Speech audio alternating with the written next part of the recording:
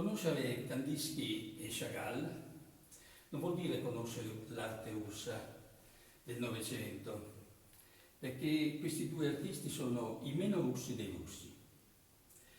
Nel 1933 in Russia terminò la libertà pittorica per essere posto a una pittura del regime chiamato realismo socialista, quindi una pittura controllata dallo Stato. Tutto questo fino alla preistorica, che mise mano alla classificazione del ventennio passato perché era ritenuta ancora arte spregevole, quindi per diversi anni senza controlli queste opere sono state alla mercé con molteplici sparizioni.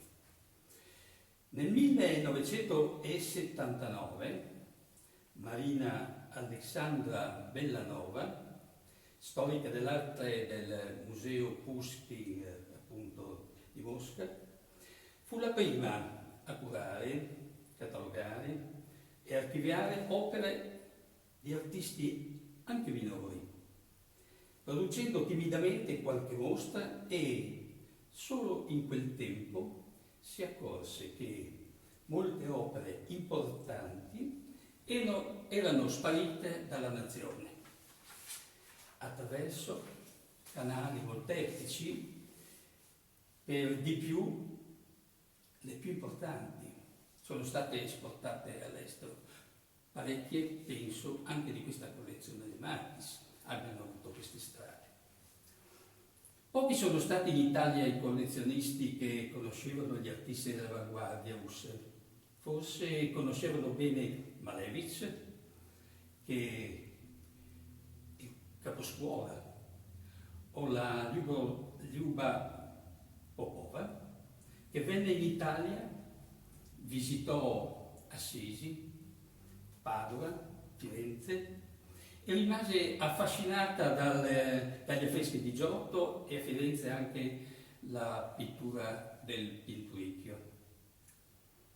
Partendo dalle opere di Malevich e con poco successo negli anni 50, ma mossi anche dall'entusiasmo, in Russia si formarono altri gruppi artistici con lo spirito trasgressivo e con il tentativo di instaurare una seconda avanguardia.